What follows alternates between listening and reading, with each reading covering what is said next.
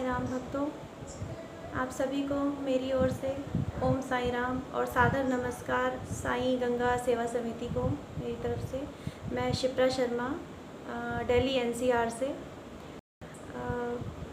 साईं सेवा गंगा समिति ने बहुत ही अच्छी पहल की है, जो कि हमें ये मौका दिया कि हम अपने एक्सपीरियंसेस शेयर कर सकें, क्योंकि बाबा ने पल पल हमें अपने चमत्कार दिखाए हैं, कई बार दिखाए हैं, लेकिन हम आपस में एक दूसरे को बता नहीं पाते।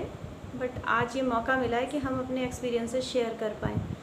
तो मेरे भी कुछ ऐसे एक्सपीरियंसेस रहे हैं बाबा के साथ, हमेशा से उन्होंने अपना आशीर्वाद मुझे देते रहे हैं। तो कुछ एक दो एक्सपीरियंसेस हैं जो मैं आज आपसे शेयर करना चाहती हूँ इस माध्यम से।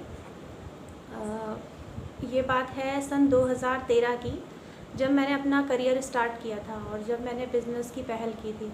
तो मेरी मैं लिटरली, जो सच बात है, मेरी जेब में एक भी पैसा नहीं था। मैं ये सोचती थी कि मैं कैसे करूँ, मुझे इंस्टेंटली अपनी जॉब ज्वाइन करनी थी दिल्ली आके एम्स।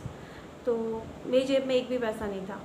मैं हमेशा बाबा की साईं चरित्र पढ़ा करती थी, मेरे पास में पैसे कि मैं कैसे जाऊँ और क्या करूँ। तो ऐसे ही मैं रात में बाबा का चरित्र पढ़ना शुरू किया। मैंने जो साईं चरित्र है वो पढ़ते पढ़ते अचानक एक अध्याय में 500 का नोट निकल आया। मुझे समझ नहीं आया वो कहाँ से आया, क्योंकि मैंने तो कभी नहीं रखा। मुझे अच्छे से याद है, मैंने कभी भी उसमें इस तरह से कभी भी पैसे नहीं रखे। तो उसमें वो 500 का नोट निकला और उससे मैं अपनी जॉब पे आई और ऐसे लगा जैसे कि मानो किसी ने मुझे राह दे दी हो। खुद ब खुद सारी राह निकलती गई मेरी, खुद ब खुद बाबा का आशीर्वाद मेरे साथ चलता गया और अच्छे मुकाम को मैंने हासिल कर लिया इसी तरह से। इसके बाद और भी बहुत सारे एक्सपीरियंसेस हुए। अभी हाल ही में 3 से 4 महीना पहले मैं शिरडी गई बाबा से मिलने और उनका आशीर्वाद लेने, जो उन्होंने मुझे दिया है उसके लिए शुक्रिया करने। तो वहाँ मैं क्या देखती हूँ, मैं जो रात्रि की आरती होती है मैं उसमें थी। बाहर ही हम सब लोग बैठे थे, क्योंकि लॉकडाउन था तो अंदर तो किसी को भी जाना अलाउ नहीं है। तो रेलिंग के बाहर ही हम लोग सब दर्शन कर रहे थे, मैं भी कर रही थी।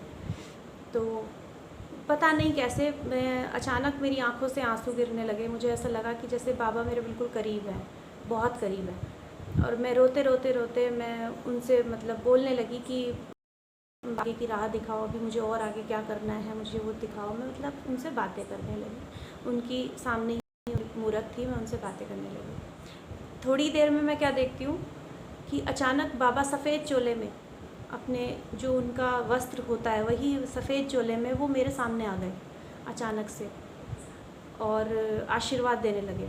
तो पहले तो मुझे यकीन नहीं हुआ। मुझे लगा शायद हो सकता है मुझे कोई गलतफहमी हो रही है, बट ये ऐसा नहीं था, वो सच था।